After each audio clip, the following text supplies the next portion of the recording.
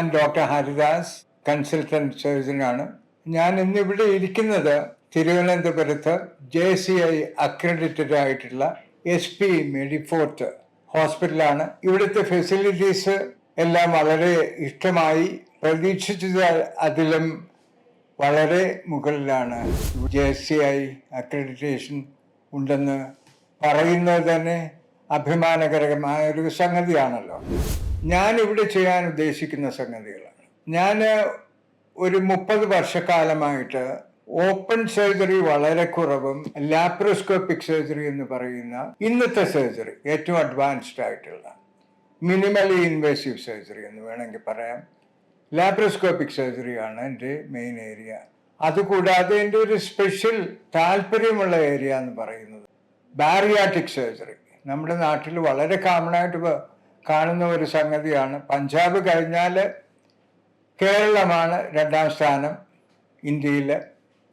യൂറോപ്പിന് തുല്യം ഒബീസിറ്റി കേരളത്തിലുണ്ട്. ഒബീസിറ്റി എന്ന് പറയുന്ന ഒരു കില്ലർ ഡിസീസാണ്. അതിൽ നിന്ന് ട്രീറ്റ്മെൻ്റ് ഉണ്ട്. ഒബീസിറ്റി ഉള്ളവർക്ക് ഡയബറ്റിസും ഹൈപ്പർ ടെൻഷനും ഉറക്കമില്ലായ്മ സ്ലീപ്പ് അപ്നിയായും ബാക്ക് പെയിനും നീ ജോയിൻറ്റ് പെയിനും ഇൻഫെർട്ടിലിറ്റിയും സെക്ഷൽ ഡിസ്ഫങ്ഷനും അങ്ങനെ ബോൺ തൊട്ട് സ്കിൻ വരെ ഉള്ള പല അസുഖങ്ങളും വരുന്ന ഒരു രോഗമാണെന്നുള്ളത് പലരും മനസ്സിലാക്കുന്നില്ല. പ്രധാന ഒരു കാരണം ഈ അടുത്ത കാലത്തായിട്ട് കാണുന്നത് വളരെ യങ് ജനറേഷനിൽ തന്നെ ഡയബറ്റിസ് വരുന്നു. പൂർണ്ണമായിട്ടും ഡയബറ്റിസ് മാറും. അതായത് സ്റ്റൊമക്കിനെ ഒന്ന് ചെറുതാക്കിയിട്ട് ഇൻറ്റസ്റ്റൈൻ്റെ കുറച്ച് ഭാഗം ഒരു 2 മീറ്ററിനടുത്ത്, അതായത് 180 സെൻറ്റിമീറ്റർ അല്ലെങ്കിൽ 150 സെൻറ്റിമീറ്റർ ബൈപ്പാസ് ചെയ്ത് കഴിയുമ്പോൾ ഡയബറ്റിസ് മാറുന്നു, പൂർണ്ണമായിട്ട് മാറുന്നു, ഒബേസിറ്റി മാറുന്നു.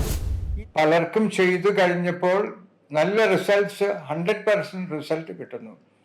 ഒരു 300 പേരിലധികം ഒബേസിറ്റി സർജറി ചെയ്തിട്ടുള്ള ഒരു സർജനാണ് ഞാൻ.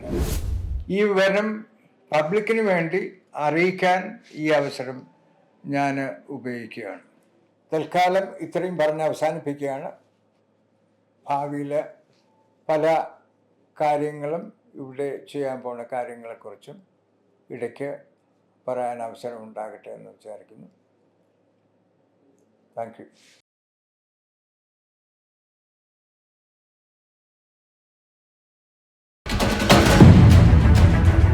SP Mediford, you first, always.